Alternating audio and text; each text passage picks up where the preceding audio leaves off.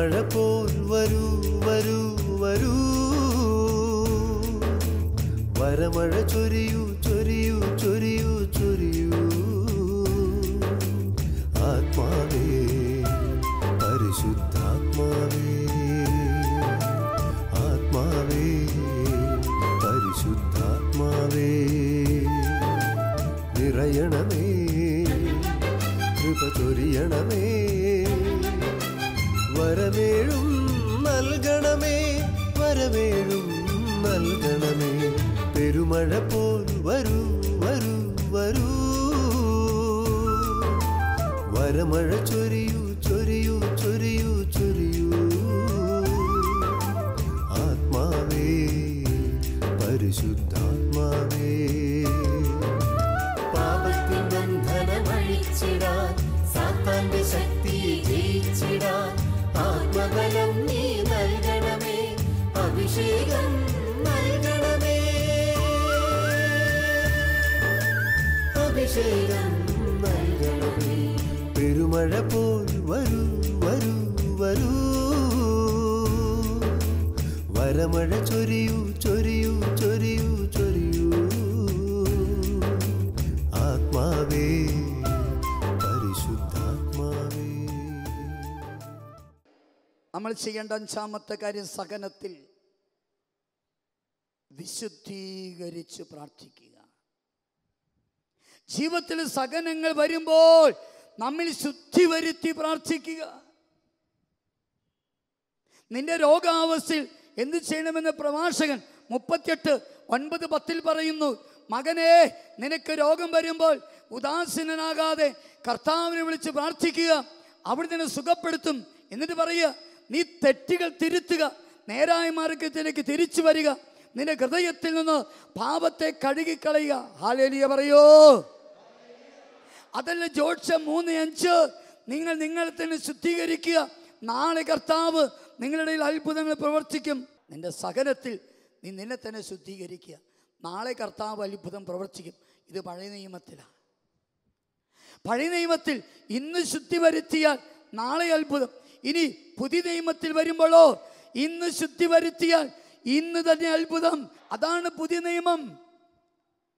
ലൂക്ക 19:1-10, സക്കേവൂസ് അധിക ചുങ്കം വാങ്ങി വീട് വെച്ചവൻ, അവൻ അനുതപിച്ച് എഴുന്നേറ്റെന്ന് പറഞ്ഞില്ലേ? ശുദ്ധി വരുത്തി പറഞ്ഞില്ലേ?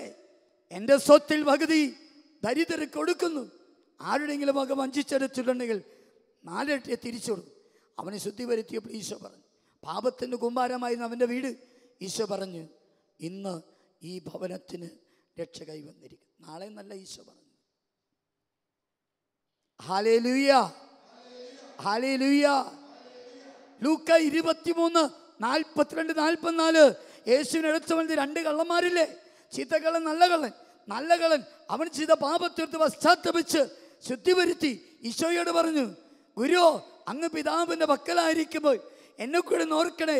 അവന് ശുദ്ധി വരുത്തിയപ്പോൾ ഈശോ പറഞ്ഞത്, നീ എന്നോട് കൂടെ നാളെ പർദീസായിലായിരിക്കുമെന്നല്ല. ഈശോ പറഞ്ഞു, ഇന്ന് നീ എന്നോട് കൂടെ പർദീസായിലായിരിക്കും. ഇതാ പുതിയ നിയമം. അതുകൊണ്ട് 2 കൊരിന്തോസ് 6:2 പറയുന്നത്, ഇതാണ് രക്ഷയുടെ ദിവസം, ഇതാണ് സ്വീകാര്യമായ സമയം. ഒന്ന് ഹല്ലേലൂയ പറഞ്ഞേ. സഹോദരങ്ങളെ, 2018 ഡിസംബർ 2 കൂരാച്ചുണ്ട് ബൈബിൾ കൺവെൻഷനിൽ ഇരുന്ന് ദൈവത്തിൻ്റെ വചനം കേൾക്കുന്ന സഹോദര സഹോദരി, നിന്റെ ജീവിതത്തിൽ ഒരത്ഭുതം നടക്കണോ? നിന്നെ തന്നെ ഇന്ന് ശുദ്ധി വരുത്താം. നീ പാപത്തെ ഉപേക്ഷിക്കണം, നീ ദുശീലങ്ങൾ ഉപേക്ഷിക്കണം. അമ്മയെ തന്നെ ശുദ്ധി വരുത്തി പ്രാർത്ഥിക്കും. കൈമത്തൊരു ധ്യാന കേന്ദ്രത്തിൽ ഒരു തിങ്കളാഴ്ച ഞാൻ പ്രസംഗിക്കാൻ രാവിലെ സ്റ്റേജിൽ ചെന്നേക്കുക. സാധാരണ ശനി ഞായറൊക്കെ പുറത്ത് കൺവെൻഷനിൽ പോകും. എത്ര അകലെയാണെങ്കിലും, കന്യാകുമാരിയുടെ ഭാഗത്തുള്ള സ്ഥലത്താണെങ്കിലും, ഞാൻ നേരം വെളുപ്പിന് ഞാൻ വണ്ടിയിൽ ഡിവൈനിലെത്തും. ഞാൻ 7 മണിക്ക് പ്രസംഗിക്കാൻ കയറും. പിന്നെ ഇവിടെ ഇത് കഴിഞ്ഞ് ഉടനെ പോകണം, എന്നാലും നാളെ എനിക്ക് 7 മണിക്ക് പ്രസംഗിക്കാൻ പറ്റുള്ളൂ. എവിടെയായിരുന്നാലും ഞാൻ പോകും. പിള്ളവരെ, ഞാൻ ചെന്നപ്പോൾ ഏറ്റവും മുൻപിൽ ആദ്യത്തെ കസേരയിൽ ഒരു ചേട്ടത്തിയിരിപ്പുണ്ട്. ഇവർക്ക് ബൈബിളും ബാഗും വെക്കാൻ ഇവരെ ഫേസ് ചെയ്തൊരു കസേര ഇട്ട് കൊടുത്തിട്ടുണ്ട്. അപ്പോൾ ആ കസേരയിൽ ചേട്ടത്തി വലതുകാല് കയറ്റി വെച്ചിട്ടുണ്ട്, വലത് കൈ ഇങ്ങനെ പൊക്കി പിടിച്ചിട്ടുണ്ട്. എഴുന്നേറ്റ് നിൽക്കാൻ പറയുമ്പോൾ ചേട്ടത്തി എഴുന്നേൽക്കില്ല, കൈ പൊക്കാൻ പറഞ്ഞ് ചേട്ടത്തി കൈ പൊക്കുകയാണ്. എനിക്ക് മനസ്സിലായി ഇത് തളർന്നു പോയിരിക്കുന്നതായിരിക്കാം. പ്രസംഗം കഴിഞ്ഞ് താഴെ നിന്ന് ചോദിച്ചു, എന്ത് പറ്റി? പറഞ്ഞു, സഹോദരിയുണ്ട് കൂടെ, 7 വർഷമായിട്ട് തളർന്നിരിക്കുന്നതാണ്. ചേച്ചി തളർന്നു പോയിരിക്കുക. 7 വർഷമായി ചികിത്സകൾ നടത്തി, ഒരു രക്ഷയില്ല.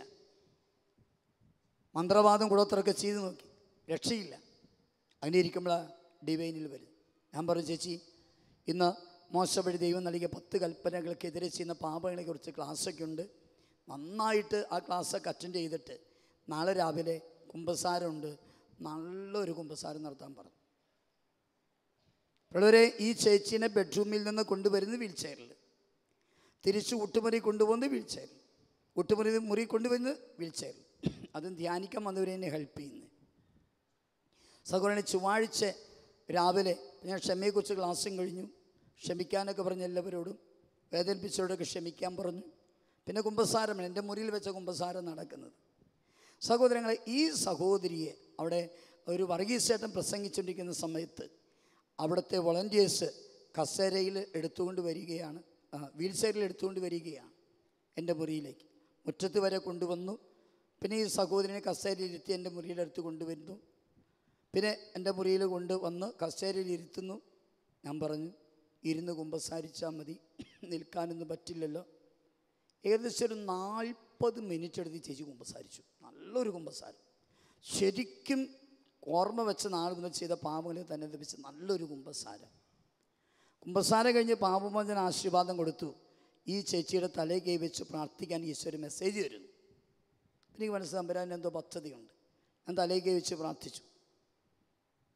അപ്പോൾ ചേച്ചിയോട് ചേച്ചി പ്രാർത്ഥിക്കാൻ പറഞ്ഞു. ചേച്ചിക്ക് പ്രാർത്ഥിക്കാൻ പറ്റുന്നില്ല എന്ന് പറഞ്ഞു. കൈ പൊക്കാൻ പറ്റുന്നില്ലെന്ന് പറഞ്ഞു. ചേച്ചി ഇനി ഏതെങ്കിലും പാപത്തിന് മേഖലയുണ്ടോ എന്ന് ചോദിച്ചു. ഇല്ല അച്ഛൻ ഓർത്ത എല്ലാ പാപം പറഞ്ഞിട്ടുണ്ടെന്ന്. പക്ഷെ പെട്ടെന്ന് എനിക്ക് സന്ദേശം ക്ഷമിക്കാത്ത മേഖലയുണ്ട്. ആരോടെങ്കിലും ക്ഷമിക്കാത്തതുണ്ടോ എന്ന് ചോദിച്ചു. ഉണ്ട് അച്ഛൻ, അത് ഭർത്താവിനോട് തന്നെയാന്ന് പറഞ്ഞു.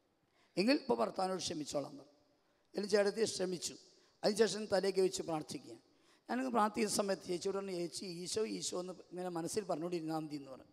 അതിൻ്റെ ഇടയ്ക്ക് നിൽക്കുമ്പോൾ എൻ്റെ ഈശോ എന്ന് പറഞ്ഞ വലിയൊരു സ്വരം, ഒരു അലർച്ച. ഞാൻ നോക്കുമ്പോൾ ഈ ചേട്ടത്തി കൈ പൊക്കി വെക്കുക. ഉടനെ എൻ്റെ മുറിയിൽ ഇരുത്തിയ അവർ പുറത്തുണ്ട്. അവർ വിളിച്ച് ചേട്ടത്തിനെ നിർത്താൻ പറഞ്ഞു. നിർത്തി. ചേച്ചി നടക്കാൻ പറഞ്ഞു. നടന്നു. ഒരു കുഴപ്പമില്ല. തിരിച്ച് ഈ ചേട്ടത്തി ഹാളിൽ ചെല്ലുന്നത്, അതേ ബ്രദർ പ്രസംഗിച്ചുകൊണ്ട് നിൽക്കുകയാണ് അവിടെ. ഹാളിൽ തിരിച്ച് ചെല്ലുന്നത് ഉണ്ടായിരുന്ന ജനമൊക്കെ പ്രസംഗിക്കുന്ന ആളെയല്ല നോക്കിയത്.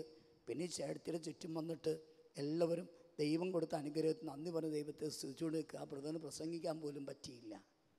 ആ ചേട്ടത്തി അന്ന് തന്നെ എല്ലാ പാപത്തെയോർത്ത് പശ്ചാത്തലത്തിൽ നല്ലൊരു വിശുദ്ധീകരണം നടത്തിയപ്പോൾ കർത്താവ് പറഞ്ഞു, ഇന്ന് നിനക്ക് രോഗശാന്തി. ഈ കൺവെൻഷനിൽ നീ ചെയ്ത പാപത്തെയോർത്ത് പശ്ചാത്തപിച്ചോ, നീ വിശുദ്ധി പറ്റി പ്രാർത്ഥിച്ചാൽ പ്രഭാഷകൻ 36:6 മറക്കണ്ട, അത്ഭുതങ്ങളും അടയാളങ്ങളും പ്രവർത്തിച്ച് കർത്താവേ അവിടുത്തെ കരബലം വീണ്ടും പ്രകടമാക്കണമേ എന്ന് പറയുക. ഹല്ലേലൂയ. ഇന്ന് തന്നെ അത്ഭുതം നടക്കും. ചെയ്യേണ്ട 6ാമത്തെ കാര്യം, കർത്താവിൻ്റെ സമയത്തിന് വേണ്ടി കാത്തിരിക്കുക. കർത്താവിന് വേണ്ടി കാത്തിരിക്കുക. കർത്താവിന് എല്ലാറ്റിനും സമയമുണ്ട്. സഹോദരങ്ങളെ, ഇപ്പം നിങ്ങൾ പറഞ്ഞു അച്ഛൻ ഇങ്ങനെയൊക്കെ പറഞ്ഞു, അപ്പം ഇന്ന് തന്നെ സൗഖ്യം കിട്ടുമോ, ഇന്ന് തന്നെ രക്ഷ കിട്ടുമോ? കർത്താവിന് സമയമുണ്ട് മക്കളെ. സഭാപ്രസംഗൻ 3:1 മുതൽ 8 വരെ വായിക്കുമ്പോൾ ജനിക്കാനൊരു കാലം, മരിക്കാനൊരു കാലം, ചിരിക്കാനൊരു കാലം, കരയാനൊരു കാലം, വിതയ്ക്കാനൊരു കാലം, കൊയ്തെടുക്കാനൊരു കാലം, അങ്ങനെ പോകുന്നു ആ വചനം. സങ്കീർത്തനം 40:1, ഞാൻ കർത്താവിന് വേണ്ടി ക്ഷമാപൂർവം കാത്തിരുന്നു. Praise the Lord. അവിടുന്ന് ചെവി ചായ്ച്ച് എനിക്ക് ഉത്തരം വരും. ഞാൻ ക്ഷമാപൂർവം കർത്താവിന് വേണ്ടി കാത്തിരുന്നു. Praise the Lord. ഹെബ്രായർക്ക് എഴുതപ്പെട്ട ലേഖനം 10-ാം അധ്യായം 38-39 വചനം ശ്രദ്ധിച്ചു. എൻ്റെ നീതിമാൻ വിശ്വാസം മൂലം ജീവിക്കും. അവൻ പിന്മാറുന്നെങ്കിൽ എൻ്റെ ആത്മാവ് അവനിൽ പ്രസാദിക്കില്ല. പിന്മാറി നശിപ്പിക്കപ്പെടുന്നവരുടെ കൂട്ടത്തിലല്ല, വിശ്വസിച്ച് ആത്മരക്ഷ പ്രാപിക്കുന്നവരുടെ കൂട്ടത്തിലാണ് നാം. ഹല്ലേലൂയാ. ഒരു സഹനം വരുമ്പോൾ പ്രാർത്ഥിച്ചിട്ട് ഉത്തരം കിട്ടുന്നില്ലെന്ന് കണ്ട് വിശ്വാസം നഷ്ടപ്പെടുത്തുന്നവരുടെ കൂട്ടത്തിലല്ല നാം. പിന്നെയോ വിശ്വസിച്ച് ആത്മരക്ഷ പ്രാപിക്കുന്നവരെ കൂട്ടത്തിലാണ് നാം. ഒരു കാര്യത്തിന് വേണ്ടി പ്രാർത്ഥിച്ചു, കിട്ടിയില്ല, ഇന്നുകൊണ്ട് പ്രാർത്ഥന ഉപേക്ഷിക്കുക എന്നുള്ളതല്ല. കാരണം എന്താ? ഒരുപക്ഷെ നാളെ ആയിരിക്കാം കർത്താവ് ചോദിക്കുന്ന കാര്യം തരാൻ പോണത്. അതിനു മുൻപ് നമ്മൾ പിന്മാറുന്നുവെങ്കിൽ, ഇങ്ങനെ പ്രസംഗിക്കുന്നത് എനിക്ക് നാളെ ക്യാൻസർ വരാം. ഞാൻ പറയുക, 29 വർഷം നിനക്ക് വേണ്ടി ഓടി, 40 രാജ്യങ്ങളിൽ പോയി വചനം പങ്കുവെച്ച്, രാപകല് നിനക്ക് വേണ്ടി അധ്വാനിച്ച എനിക്കിതിന് സമ്മാനം ക്യാൻസറാണ്. നീ ഇല്ല, എനിക്കിതിൽ വിശ്വാസത്തിന് പറഞ്ഞു ഞാൻ നാളെ ആത്മഹത്യ ചെയ്യാന്ന് കരുതുക. തമ്പുരാൻ വിചാരിക്കുക ഒരാഴ്ച കൊണ്ട് എനിക്ക് രോഗശാന്തി തരണമെന്ന്. അതിനുമുമ്പ് ഞാൻ പിന്മാറിയ ഞാൻ ആത്മഹത്യ ചെയ്താൽ തമ്പുരാൻ്റെ അത്ഭുതം നടക്കില്ല. ഈ ക്ഷമാപൂർവം കാത്തിരിക്കുക. 7ാമത്തെ കാര്യം ചെയ്യേണ്ടത്, സഹനത്തിൽ കർത്താവിൻ്റെ കുരിശ് കയ്യിലെടുക്കുക. ആ കുരിശിലേക്ക് നോക്കി പ്രാർത്ഥിക്കുക. കാരണം കുരിശ് സഹനമാണ്. നമ്മുടെ സഹനത്തിൽ ഈ കുരിശിലേക്ക് നോക്കുമ്പോൾ ഈ കുരിശിലെ സഹനം എത്രയോ വലുത്, നമുക്ക് കിട്ടിയ സഹനം എത്രയോ ചെറുത്. സഹനങ്ങളിൽ കുരിശിലേക്ക് നോക്കി പ്രാർത്ഥിക്കുക. ഒന്ന് ഹല്ലേലൂയ പറയൂ. ഹല്ലേലൂയ. നാം ചെയ്യേണ്ട മറ്റൊരു കാര്യം, സഹനങ്ങളിൽ കർത്താവിൻ്റെ തിരുഹൃദയ ഫോട്ടോ കരങ്ങളിലെടുത്ത് അതിലേക്ക് നോക്കി പ്രാർത്ഥിക്കുക. കാരണം എന്താ? കർത്താവിൻ്റെ തിരുഹൃദയം നമുക്ക് വേണ്ടി പിളർക്കപ്പെട്ടതാ. അത് സഹനമാ. ആ സഹനത്തിലേക്ക് നോക്കി നമ്മുടെ സഹനങ്ങളെ കർത്താവിൻ്റെ തിരുഹൃദയത്തിൽ ചേർത്ത് വെച്ച് പ്രാർത്ഥിക്കുക. നാം ചെയ്യേണ്ട മറ്റൊരു കാര്യം, വിശുദ്ധ ബൈബിള് കൈകളിലെടുക്കുക, ബൈബിൾ വായിക്കുക, വചനം പറഞ്ഞ് പ്രാർത്ഥിക്കുക. വിശുദ്ധ ബൈബിൾ കയ്യിലെടുക്കുക, വചനം വായിക്കുക, വചനം പറഞ്ഞ് പ്രാർത്ഥിക്കുക.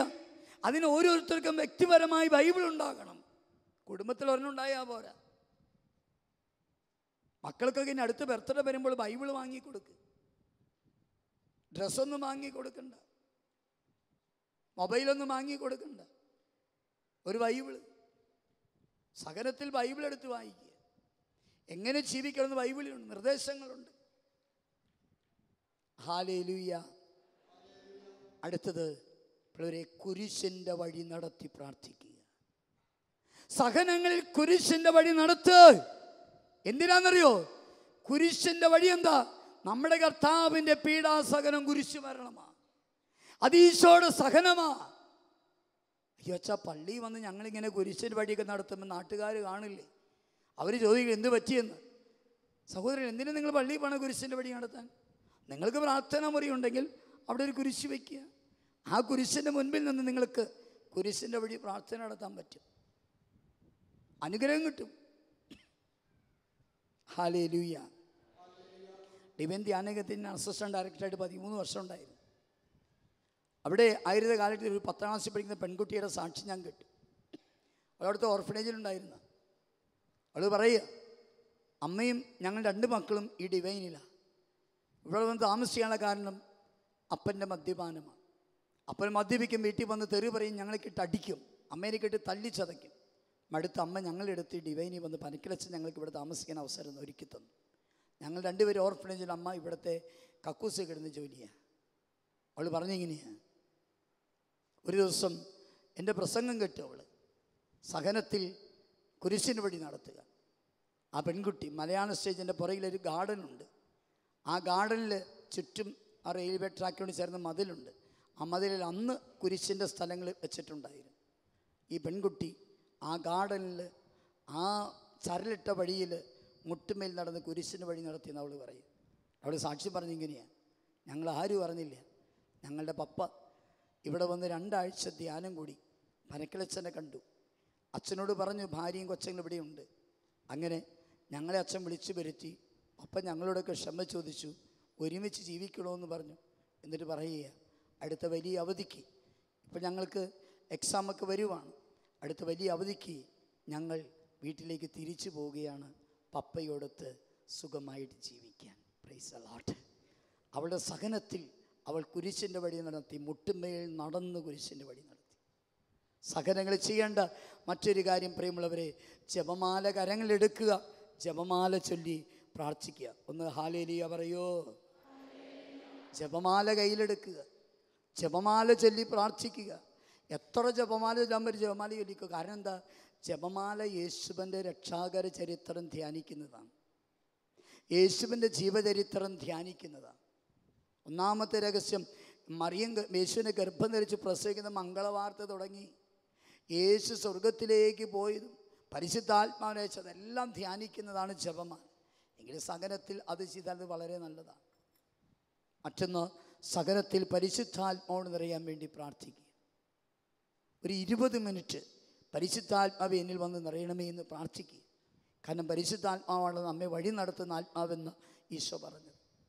അടുത്തത്, സഹനങ്ങളിൽ 7 പ്രാവശ്യം വിശ്വാസ പ്രമാണം ചൊല്ലുക. കാരണം റോമ 10:9 യേശു കർത്താവാണെന്ന് അധരം കൊണ്ട് ഏറ്റുപറയുകയും ദൈവം അവരെ മരിച്ചവരിൽ നിന്ന് ഉയർപ്പിച്ചെന്ന് ഹൃദയത്തിൽ വിശ്വസിക്കുകയും ചെയ്താൽ നീ രക്ഷ പ്രാപിക്കും. നമ്മളുടെ വിശ്വാസം ഏറ്റുപറയുക. ഒരു 7 പ്രാവശ്യമെങ്കിലും കുടുംബം എല്ലാവരും ചേർന്ന് വിശ്വാസ പ്രമാണം ചൊല്ലുക. മറ്റൊന്ന്, വസ്തുക്കൾ ബ്ലസ് ചെയ്ത് ഉപയോഗിക്കുക. പണ്ടൊക്കെ ആ പാരമ്പര്യം ഉണ്ടായിരുന്നു. ഒരു രോഗം വരുമ്പോൾ എണ്ണ കൊണ്ടുവന്ന് വെഞ്ചിരിച്ച് അത് വീട്ടിൽ കൊണ്ടുപോയി പുരട്ടും. വയലിലും കൃഷിയിടങ്ങളിലൊക്കെ പ്രാണികൾ വരുമ്പോൾ വിചാരിച്ചിടകൾ കുറച്ച് വെള്ളം കൊണ്ടുവന്ന് വെഞ്ചിരിച്ച് അത് കൊണ്ടുപോയി തളിക്കും. സ്ഥലം വിൽക്കാൻ പറ്റുന്ന കുറച്ച് മണ്ണെടുത്തു കൊണ്ടുവന്ന് അത് വെഞ്ചിരിച്ച് അത് പറമ്പിൽ കൊണ്ടുപോയി വിതറും. അങ്ങനെ വസ്തുക്കൾ വെഞ്ചിരിച്ച് ഉപയോഗിക്കും. സഹോദരങ്ങളെ, വസ്തുക്കൾ വെഞ്ചരിച്ച് ഉപയോഗിക്കുക. സഹനങ്ങൾ, ഇതാണ് സഹനങ്ങളിൽ നമ്മൾ ചെയ്യേണ്ട കാര്യങ്ങൾ. നിങ്ങൾ ഈ കൺവെൻഷൻ അവസാനിക്കുമ്പോൾ നിങ്ങൾ പ്രായോഗികമായിട്ട് പറഞ്ഞു തന്നത് പിള്ളവരെ, ഒന്ന്, അനുഗ്രഹം ഇറങ്ങി വരുന്ന ബലിപീഠത്തിന് മുൻപിൽ നിന്ന് നമ്മുടെ വേദനകൾ തമ്പുരാനോട് പറഞ്ഞ് പ്രാർത്ഥിക്കുക. 2, ദൈവത്തിലുള്ള ഭക്തിയും വിശ്വാസം നിലനിർത്തുക. 3, കർത്താവിൽ ആശ്രയിക്കുക. 4, കർത്താവിനെ സ്തുതിച്ച് പ്രാർത്ഥിക്കുക. 5, വിശുദ്ധീകരിച്ച് പ്രാർത്ഥിക്കുക. 6, കർത്താവിൻ്റെ സമയത്തിന് വേണ്ടി കാത്തിരിക്കുക. 7, കർത്താവിൻ്റെ കുരിശ് കയ്യിലെടുത്ത് പിടിച്ച് അതിലേക്ക് നോക്കി പ്രാർത്ഥിക്കുക. 8, തിരുഹൃദയത്തിൻ്റെ ഫോട്ടോ കരങ്ങളിൽ എടുത്ത് പിടിച്ച് അതിലേക്ക് നോക്കി പ്രാർത്ഥിക്കുക. 9, വചനം വായിക്കുക, വചനം പറഞ്ഞ് പ്രാർത്ഥിക്കുക. 10, കുരിശിൻ്റെ വഴി നടത്തുക. 11, ജപമാല ചൊല്ലി പ്രാർത്ഥിക്കുക. 12, പരിശുദ്ധാത്മാവിന് വേണ്ടി പ്രാർത്ഥിക്കുക. 13, 7 പ്രാവശ്യം വിശ്വാസ പ്രമാണം ചൊല്ലി പ്രാർത്ഥിക്കുക. 14, വസ്തുക്കൾ വെഞ്ചരിച്ച് ഉപയോഗിക്കുക. ഈ 14 കാര്യങ്ങൾ നിങ്ങൾ തുറന്നുള്ള ജീവിതത്തിൽ നിങ്ങൾ ചെയ്താൽ സഹോദരങ്ങളെ, നിങ്ങളുടെ ജീവിതത്തിലെ ഏത് സഹനത്തിലും നിങ്ങൾക്ക് കർത്താവിലുള്ള വിശ്വാസത്തിൽ നിലനിൽക്കാൻ സാധിക്കും. കർത്താവിൻ്റെ അത്ഭുതങ്ങൾ നിങ്ങളുടെ കുടുംബത്തിലും നിങ്ങളുടെ വ്യക്തിപരമായ ജീവിതത്തിലും നിങ്ങൾക്ക് കാണാൻ സാധിക്കും. അതിന് സാധിക്കട്ടെ എന്ന് പ്രാർത്ഥിക്കുന്നു. ദൈവം നിങ്ങളെ അനുഗ്രഹിക്കട്ടെ. എഴുന്നേറ്റ് നിൽക്കാം. കണ്ണുകളടച്ചോ, കരങ്ങൾ കൂപ്പിക്കും. ജീവിതത്തിലെ സഹനങ്ങളുടെ നിമിഷങ്ങളിൽ എന്തു ചെയ്യണം എന്നുള്ളതാണ് നിങ്ങളുമായിട്ട് പങ്കുവച്ചത്. ഒളിച്ചോടണ്ട, ആത്മഹത്യ ചെയ്യണ്ട, മദ്യശാലയിൽ പോയി മദ്യപിക്കണ്ട, മന്ത്രവാദിയുടെ അടുക്കൽ പോകണ്ട, മന്ത്രശരടും ഏലസും ജപിച്ച് കെട്ടണ്ട. തകിട് അത് ജപിച്ച് നീ വീട്ടിനുള്ളിൽ കുഴിച്ചു മൂടണ്ട. നീ അത് പറമ്പിൻ്റെ അതിർത്തികളിൽ കുഴിച്ചു മൂടണ്ട. ഇതിലൊന്നിലും ദൈവത്തിൻ്റെ അനുഗ്രഹമില്ല. ദൈവത്തിൻ്റെ അനുഗ്രഹമുള്ളത് ഈ 14 കാര്യങ്ങൾ നമ്മൾ ചെയ്യുമ്പോഴാണ്. 2 കരങ്ങൾ ഒന്ന് ഉയർത്തിപ്പിടിച്ചേ. 2 കരങ്ങൾ ഉയർത്തിപ്പിടിച്ച് എല്ലാം മറന്ന് ഇടിവെട്ടുന്ന ശബ്ദത്തിൽ ഒന്ന് സ്വരമുയർത്തി സ്തുതിച്ചേ. Hallelujah.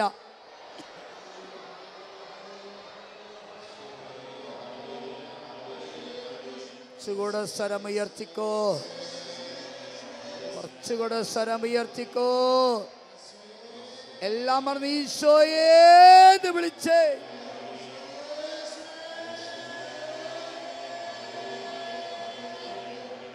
Praise the Lord. Praise the Lord. Praise the Lord.